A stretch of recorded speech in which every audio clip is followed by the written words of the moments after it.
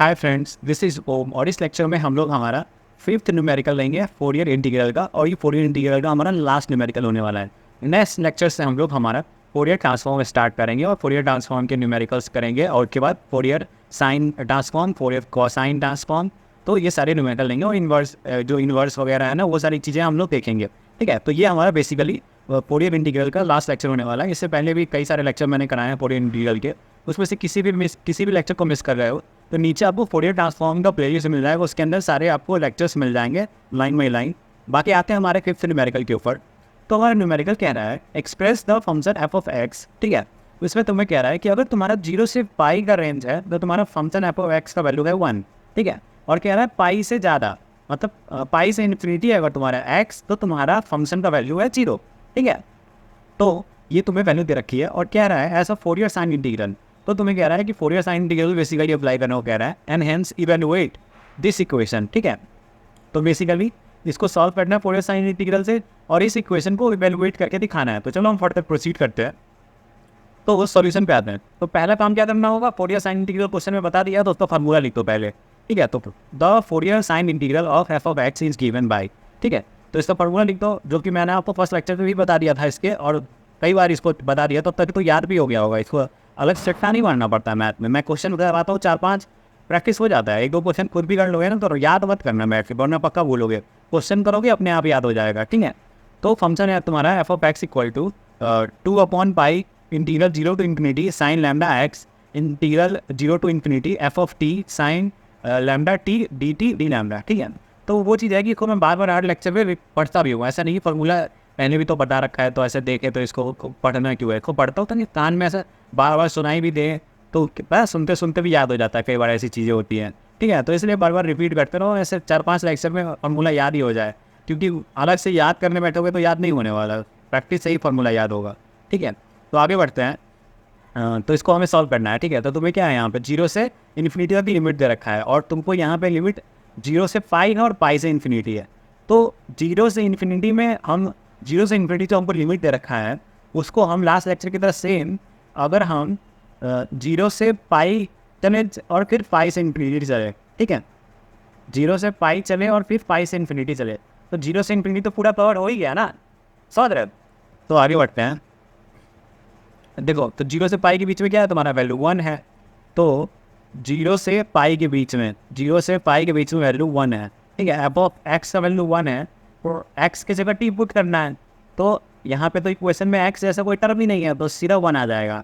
ठीक है, तो तुम्हारा यहाँ पे 1 आ गया। और दूसरा टर्म देखो, दूसरा टर्म लास्ट लेक्चर अगर देख के आओ तो दूसरा टर्म बताने की क्या जरूरत है भाई, पाई से इन्फिनिटी है 0 है, तो दूसरा टर्म तो हमें लिखने की ही जरूरत नहीं है। ठीक है, अब इसी को हम फर्दर प्रोसीड करेंगे। ठीक है, तो आप देखो ये बहुत सिंपल सा एक सिंगल साइन लैम्डा टी आ गया, तो इसको सिंपली हम क्या करेंगे, इसको हम सिंपली इंटीग्रेट करेंगे। तो साइन का इंटीग्रेशन होता है माइनस कॉस, तो साइन का इंटीग्रेशन माइनस कॉस आ गया और टी का जो कोफिशिएंट है हमारा कांस्टेंट है, तो वो डिवाइड में चला जाता है। इंटीग्रेशन के अंदर डिवाइड में चला गया लैम्डा, और लिमिट क्या है तुम्हारा 0 से पाई, तो लिमिट लिख दिया 0 से पाई और क्या आ गया हमारे पास डी लैम्डा। ठीक है, डी लैम्डा आ गया। अब आगे फर्दर प्रोसीड करो। तो जब इसका लिमिट तुम पाई पुट करोगे, ठीक है, कॉस पाई पुट करोगे, तो तुम्हारा माइनस कॉस पाई लैम्डा आएगा। ठीक है, और जब तुम टी की जगह 0 पुट करोगे तो क्या बन जाएगा, कॉस 0, और कॉस 0 क्या होता है 1, तो इसलिए minus cos lambda plus 1 upon lambda आ जाएगा। बहुत ही सिंपल है, बहुत ही ज़्यादा सिंपल है। ठीक है, आगे बढ़ते हैं।